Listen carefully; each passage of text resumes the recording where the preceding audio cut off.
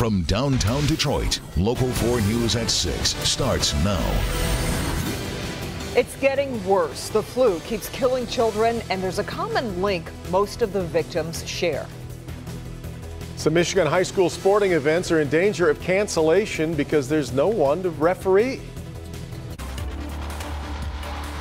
And a welfare check leads to a shocking discovery in an Oakland County neighborhood as a family of 4 found dead inside their home. Thanks for being with us for the news at 6. There's a lot we've yet to learn about what happened inside that house. The police are calling it a murder-suicide. Happened inside a house on Cass Lake Road, just south of Orchard Lake.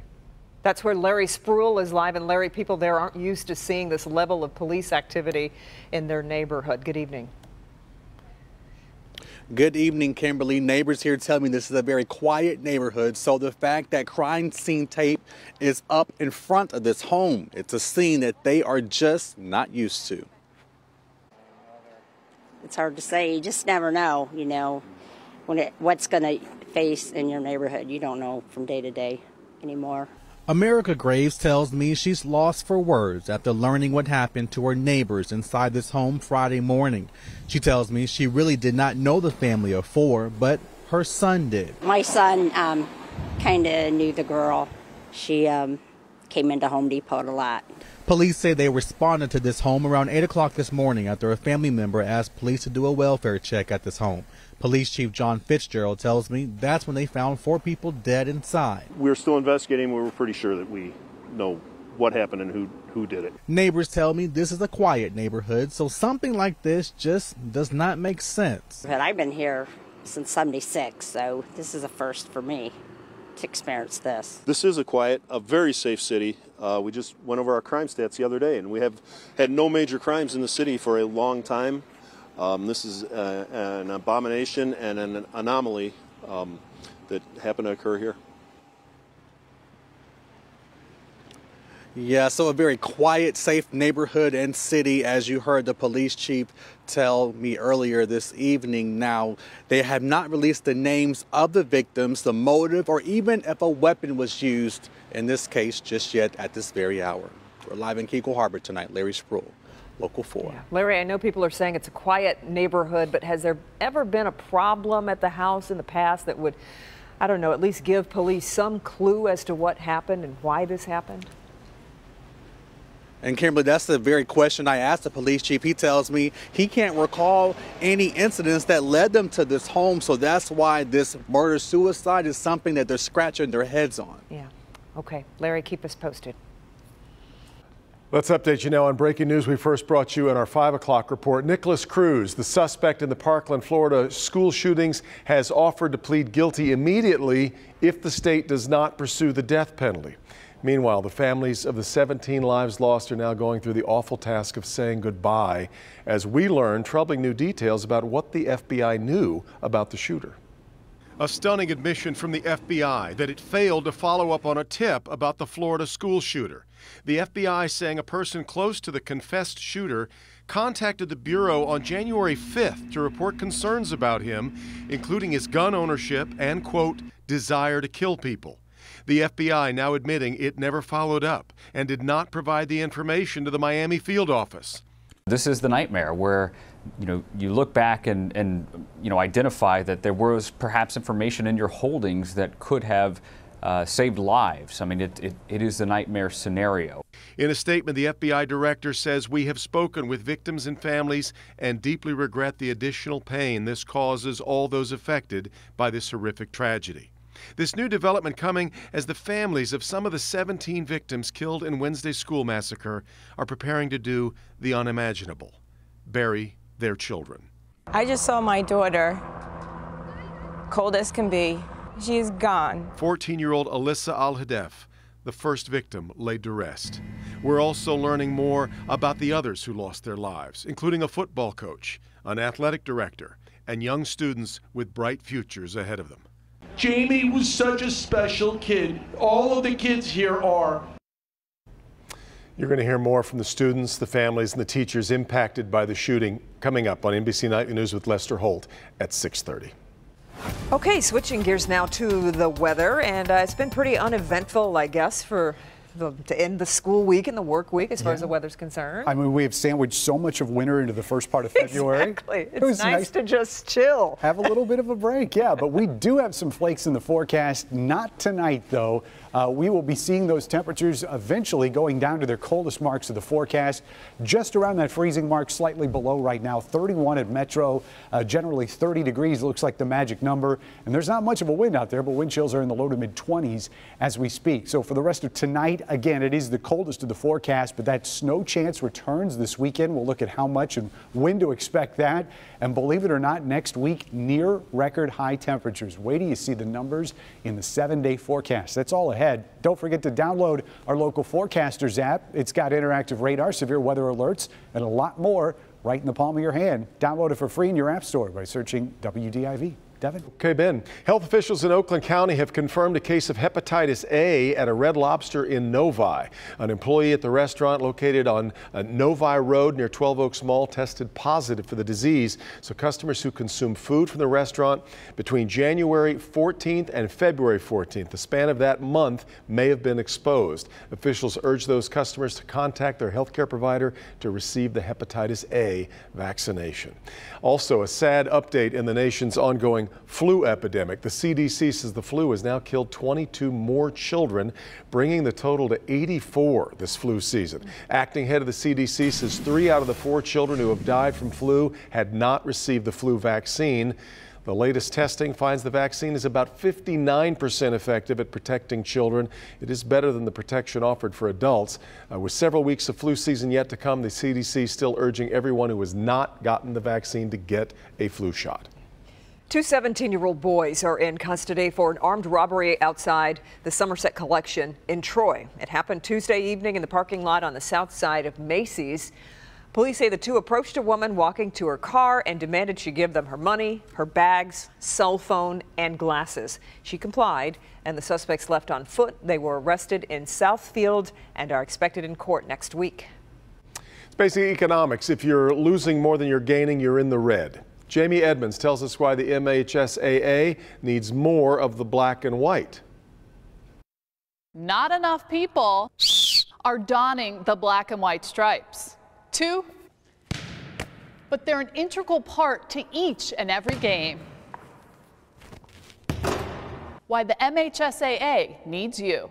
Mike Dempsey has been refereeing youth sports for more than 40 years. I've worked at every level.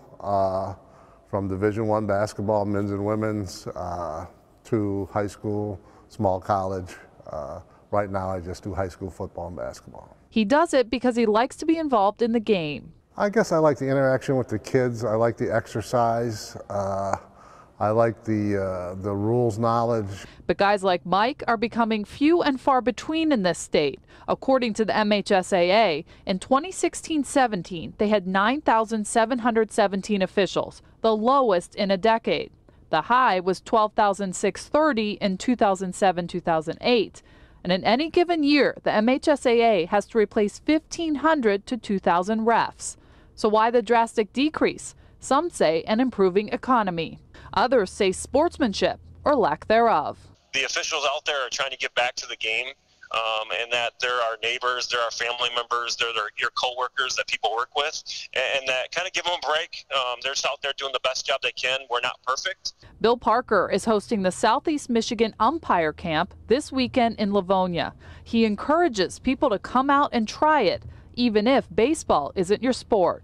Anybody interested in just maybe seeing what officiating is about, they're free to stop by, and we can walk them around and get them information from the Michigan High School Athletic Association on how to get involved. The MHSAA says it's getting to a point where games might have to be canceled, and no one wants that. Jamie Edmonds, Local 4.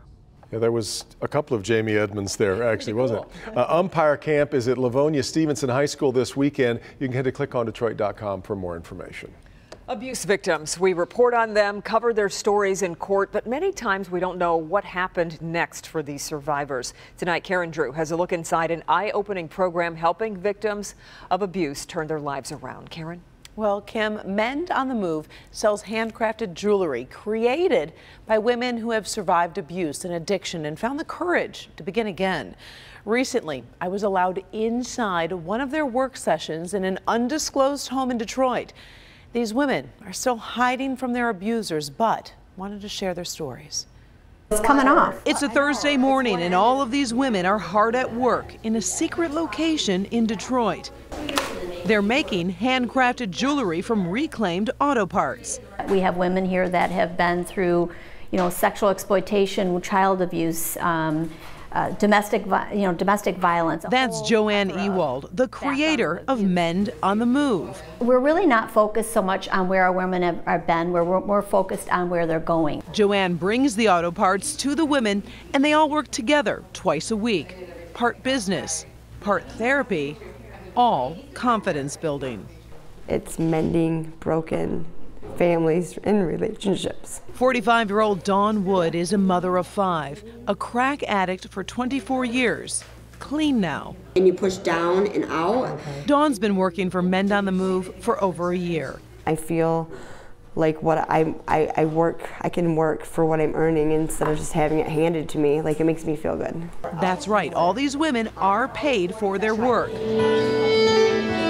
And then their pieces of jewelry are sold at events like this one recently in Ferndale. This is Breakline. Last year, the nonprofit sold $45,000 worth of jewelry. We're growing, and I really believe it's because why it's resonating with people is because there are so many women out there that have experienced abuse themselves and have not shared it or have not dealt with it. I think we could use this jump ring. The hope of these women and Mend on the Move to increase awareness of the injustices that silence and hold women captive. And for those who wear their jewelry, to share their story of survival. Now, next for Mend on the Move, Joanne wants to use a mobile jewelry making van to travel to different shelters and homes where she can actually employ these women and then give them a start at a new life. They're really doing some cool things here. So if you would like more information on the nonprofit, I did post it on our website, clickondetroit.com. Back to you. Very cool. Support. All right, Karen. Some people are fast walkers, others prefer to take their time. Yeah, the head in good health, what the speed of your gait could say about your heart. Plus, a Michigan nonprofit and an Ohio one with the same name locked in a legal battle over which one can be called Wigs for Kids. Well, now it's over, and you'll find out who's getting a new name. That's next. On Jeopardy! A Local 4 update now. A Michigan nonprofit has agreed to change its name following a lawsuit.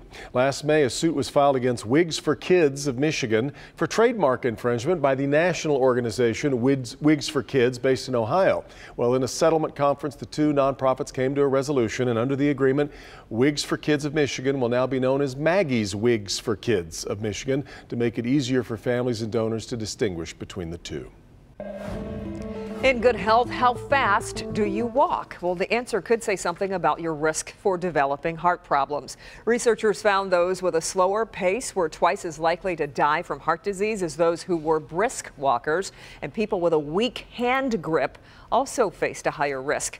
Experts say if you feel your speed or strength slipping, talk to your doctor about ways to improve your health and fitness. South Korea, of course, a long way from here, but today some local students competed in their very own Winter Olympics. Pretty cool. Nick Monticelli was there for some gold medal fun in Canton.